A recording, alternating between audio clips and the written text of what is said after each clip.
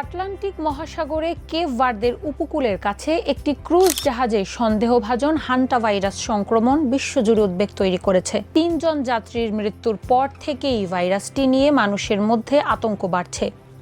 বিশ্ব স্বাস্থ্য সংস্থা জানিয়েছে, কিছু কিছু ক্ষেত্রে মানুষ থেকে মানুষে এই ভাইরাসটি ছড়ানোর সম্ভাবনা থাকতে পারে। ক্রুজটিতে মোট ১৪৭ জন যাত্রী ছিলেন। এখন পর্যন্ত ৭ জনের সংক্রমণের খবর নিশ্চিত করা হয়েছে, যার মধ্যে ৩ জন মারা গেছেন। পরিস্থিতি পর্যবেক্ষণের জন্য স্বাস্থ্য কর্তৃপক্ষ নজরদারি চালাচ্ছে এবং যাতায়াত সীমিত রেখেছে। সে কারণেই জাহাজটি এখনও সমুদ্রেই অবস্থান করছে। বিশেষজ্ঞদের ধারণা, সংক্রমণটি জাহাজে ওঠার আগেই ছড়িয়েছিল। সম্ভবত দক্ষিণ আমেরিকায় ভ্রমণের সময় কেউ এই ভাইরাসে আক্রান্ত হয়ে থাকতে পারে। হান্টা ভাইরাস নতুন কোনো ভাইরাস নয়। এটি মূলত ইঁদুর বা ইঁদুর জাতীয় প্রাণীর মাধ্যমে ছড়ায়। এটি একটি জুনোটিক ভাইরাস, অর্থাৎ পশু থেকে মানুষের শরীরে সংক্রমিত হতে পারে। করোনার মতো এটিও একটি আরএনএ ভাইরাস।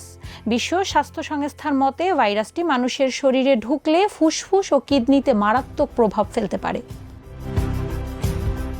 মানুষ থেকে মানুষের সংক্রমণের বিষয়টি এখনও খতিয়ে দেখা হচ্ছে, তবে এ ধরনের সংক্রমণ খুবই বিরল এবং সাধারণত খুবই ঘনিষ্ঠ সংস্পর্শে ঘটতে পারে। তাহলে প্রশ্ন হলো, হান্টা ভাইরাস কি বিশ্বজুড়ে ছড়িয়ে পড়তে পারে? স্বস্তির খবর হচ্ছে, বিশ্বজুড়ে ছড়িয়ে পড়ার আশঙ্কা খুবই কম, কারণ অত্যন্ত সংক্রামক ভাইরাসগুলোর মতো এটি সাধারণ সংস্পর্শে দ্রুত ছড়ায় না।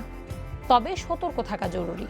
বিশেষ করে যেখানে ইঁদুরের উপদ্রব বেশি, সেখানে পরিষ্কার পরিচ্ছন্ন থাকা, খাবার ঢেকে রাখা এবং ধুলোবালি বা ইঁদুরের মলমূত্র পরিষ্কার করার সময় সাবধানে থাকা প্রয়োজন।